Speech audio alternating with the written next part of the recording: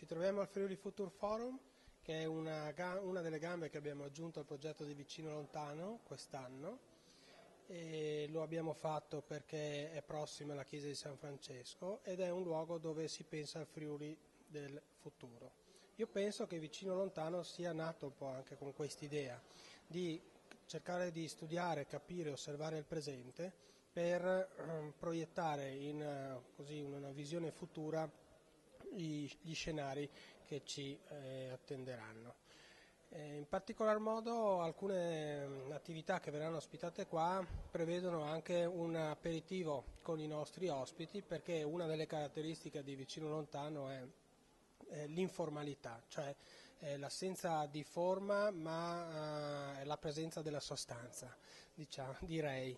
E quindi con l'idea di dare la possibilità a tutti coloro che ne hanno desiderio di incontrare i nostri ospiti, quest'oggi siamo qua con Angela Terzani a inaugurare il primo di questi incontri e Walter Filipputti, uno dei responsabili del Friuli Future Forum.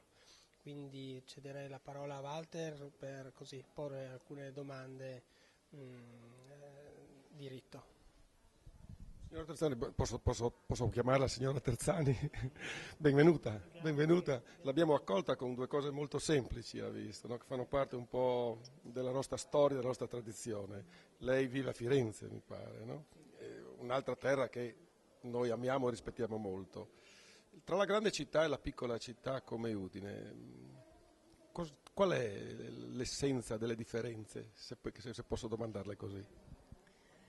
Mi sembra che la differenza più essenziale è che la grande città è dispersiva, non si riesce a concentrare le forze, a concentrare le iniziative. Invece nella piccola città, secondo me, oggi in un mondo globalizzato, la piccola città ha il grande compito di generare idee nuove e di generare idee che proteggono la diversità, no? Che non la cancellino. È facile diventare tutti uguali, è molto difficile restare diversi, però nella diversità che c'è il futuro. L'omologazione cancella ogni possibile rinnovamento. Lei ha colto nel segno, nel senso che non mi stupisco conoscendola, avendo letto e sapendo, ma quello che noi vorremmo sottolineare, c'è un aspetto legato, noi abbiamo il primo progetto è Cibo 2020 come la cenevamo, no? Noi ragioniamo attorno al mondo del cibo e forse il cibo come l'arte ma anche come la produzione del design e altri aspetti della cultura italiana sono proprio legati alle piccole e medie imprese, cioè sono il vero tessuto, la vera differenza che noi facciamo. Su questo non potremo mai competere in agricoltura né con le estensioni canadesi né australiane né dell'Argentina. Tutti questi prodotti, a nostro avviso, e arriviamo al progetto di Cibo 2020, hanno una valenza sociale, socio-economica. Io volevo il pensiero su questo da parte sua. Allora, è difficile insomma parlare, sono campi nuovi, no? Io non sono nata in un mondo come questo, però il mondo è diventato così. Sotto i miei occhi si è globalizzato, è diventato un mondo in cui non ci sono più confini fra le culture, no? Invece insieme a questa globalizzazione progredisce l'infelicità. La gente non si riconosce più nel mondo che gli sta attorno, ama le sue tradizioni ma non sa dove trovarle. Anche gli stranieri guardano ormai all'Italia come uno dei pochissimi paesi in cui la varietà e la diversità ci sono ancora. Allora questa è la grande sfida, no? Questa è la grande sfida per l'Italia come paese, ma se non si può cominciare a livello nazionale, cominciamo a livello di città, di ambiente, partiamo dalla base, di produrre, di prendere atto di quello che uno ha, di quello che l'Italia ha un'immensa ricchezza, immensa civiltà, proprio vista dal punto di vista di tutto il mondo. Allora prendere atto di questo e fare di questo la propria politica.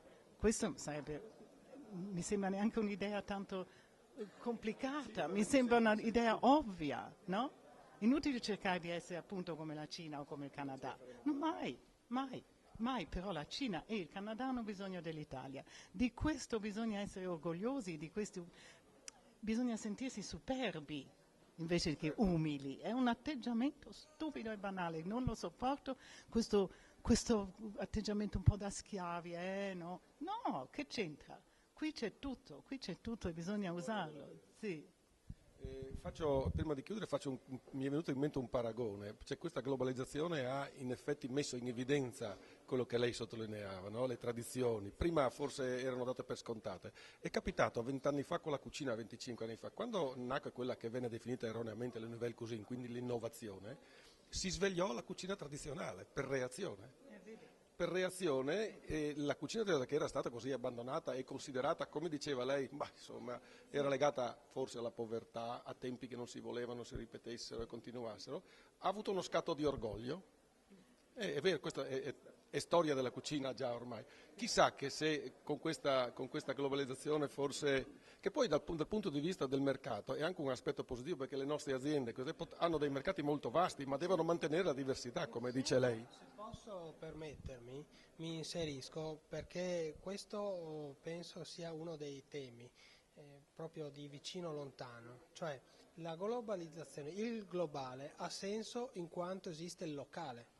Se non esiste il locale, il concetto di globale non sta in piedi. No, allora bisogna ragionare con la coppia oppositiva, come vicino lontano ha da subito voluto fare, cioè accettando le differenze e cercando di capire quali sono anche le potenzialità delle differenze.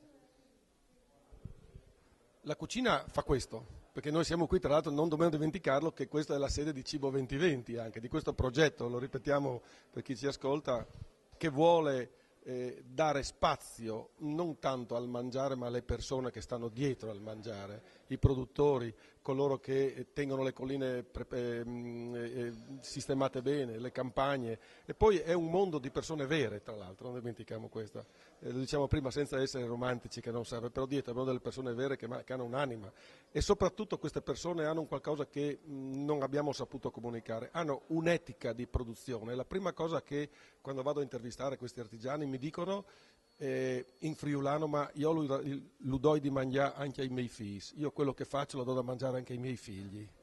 Questa è la grande raccomandazione.